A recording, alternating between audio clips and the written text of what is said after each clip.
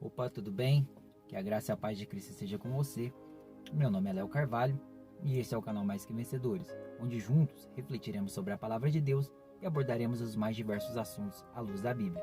Se você é novo por aqui, já quero te convidar a se inscrever no canal e não se esqueça de ativar o sino das notificações para que o YouTube sempre te avise quando houver vídeos novos. Pois bem, no vídeo passado nós começamos a gravar sobre uma série de mensagens falando sobre a galeria dos heróis da fé. E eu comecei falando sobre o que é fé e qual é a serventia da fé. Se você não assistiu esse vídeo, eu vou deixar no card aqui na descrição para que você possa assistir e complementar com essa mensagem que eu estou falando aqui.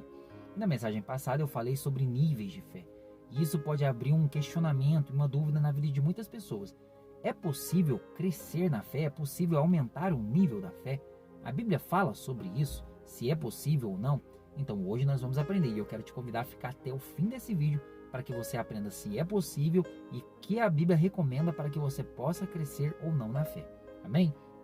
A passagem que eu quero abordar aqui especificamente está lá em Marcos, o capítulo 9, do versículo 14 ao versículo 29, que vai falar sobre um jovem lunático ou epilético. Ele ficava constantemente endemoniado ali, e teve um certo dia que esse menino estava nessa situação. E um pai pediu socorro aos discípulos de Cristo. Os discípulos de Cristo foram tentar expulsar, mas não conseguiram.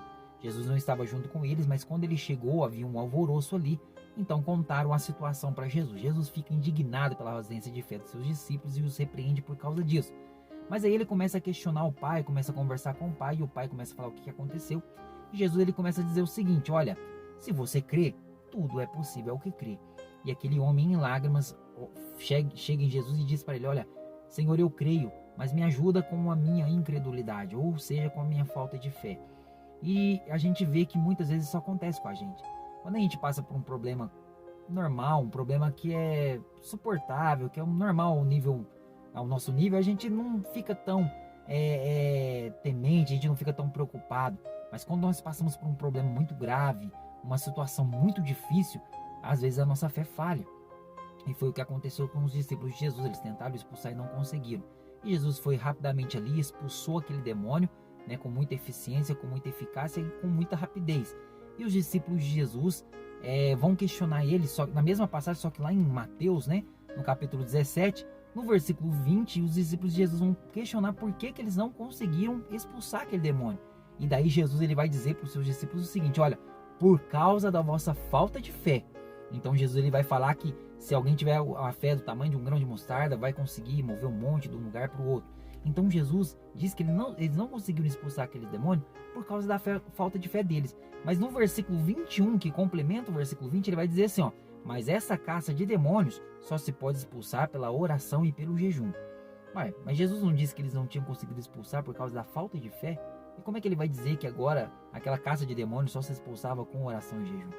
Uma coisa que é interessante é que os discípulos de Jesus oravam pouco, oravam por 5 minutos ou pouco e demoravam horas para resolver um problema. Jesus não, ele orava por horas e em minutos ele resolvia um problema. Então nós entendemos que a fé ela está vinculada à oração.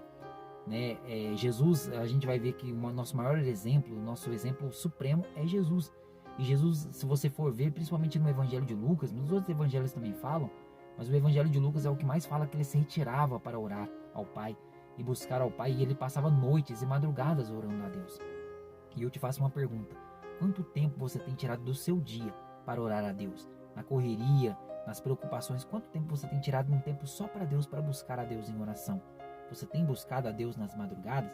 Existe um versículo da Bíblia, eu não me lembro onde agora, mas está escrito: aquele que me busca de madrugada me encontrará. Não quer dizer que só de madrugada que você vai ser respondido, mas você tem se esforçado, você tem procurado buscar a Deus com intensidade e você tem dedicado tempo para a oração? A fé está vinculada à oração.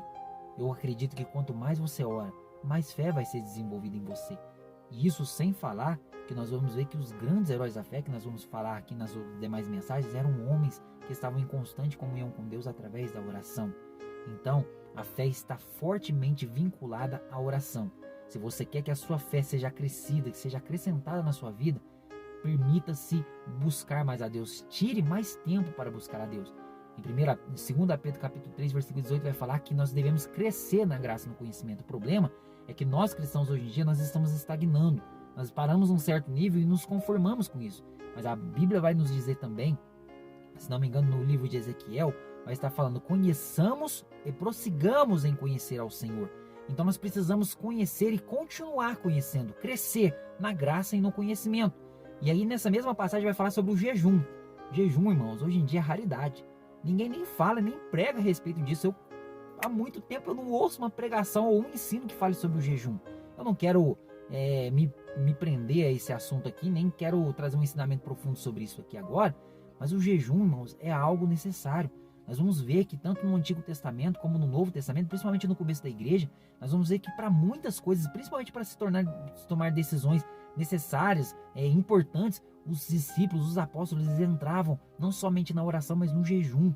Quantas vezes a gente vai ver lá no livro de Atos dos Apóstolos, leia lá, você vai ver que diversas vezes, inclusive para a separação de Paulo, eles estavam, os homens que separaram Paulo para o ministério estavam em jejum. Então nós precisamos entender que o jejum ele é muito importante na vida do cristão. E nós temos jejuado cada vez menos. Essa geração, nossa geração, eu muitas vezes, eu sei que eu também faço parte dessa geração, temos jejuado cada vez menos. Então o jejum é necessário para que nós tenhamos mais força na nossa vida espiritual e com certeza seja acrescentada a nossa fé. Jesus ele vai falar aí nessa passagem que essa casa de demônios só se expulsa com oração e jejum. Então o jejum também está vinculado. Procure na sua vida acrescentar esse elemento na sua vida, essa prática na sua vida do jejum. Comece a jejuar um pouco mais e com certeza a sua fé vai ser acrescentada. E para encerrar aqui em Romanos capítulo 10, versículo 17 vai dizer: a fé vem pelo ouvir e o ouvir pela palavra de Deus. Irmãos, quanto tempo nós temos tirado e empregado na nossa vida, no nosso dia a dia, para meditar, para ler, para estudar a palavra de Deus? Irmãos, quantas vezes nós tiramos tanto do nosso tempo, principalmente do nosso tempo de folga, quando nós estamos trabalhando, nós ficamos na frente de uma televisão por horas, nós ficamos na frente de um celular, nas redes sociais por horas. Hoje o que está na moda, né? Eu já falei sobre isso num outro vídeo aí.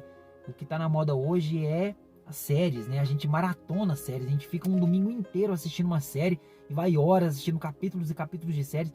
E quantos minutos nós temos tirado para ouvir, para ler, para refletir, para meditar na palavra de Deus.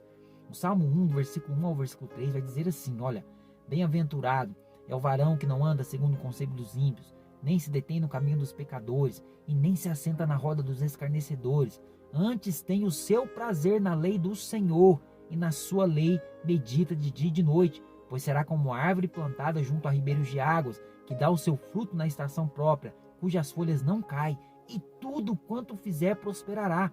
Veja bem que a prosperidade está vinculada a meditar na palavra de Deus. O homem que medita na palavra de Deus, tudo que ele faz, ele prospera. Ou seja, tudo está vinculando toda a sua vida, não só a vida material, a vida emocional, mas toda a sua vida, inclusive a vida espiritual. Ou seja, prosperidade o que é? Crescimento.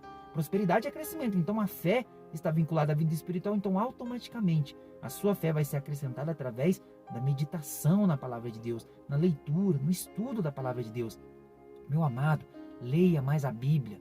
Principalmente nesse tempo de quarentena, tem muitas pessoas que não estão trabalhando, que reduziram a jornada de trabalho. Aproveite esse tempo para meditar mais na palavra de Deus e com certeza a sua fé vai ser acrescentada. Amém?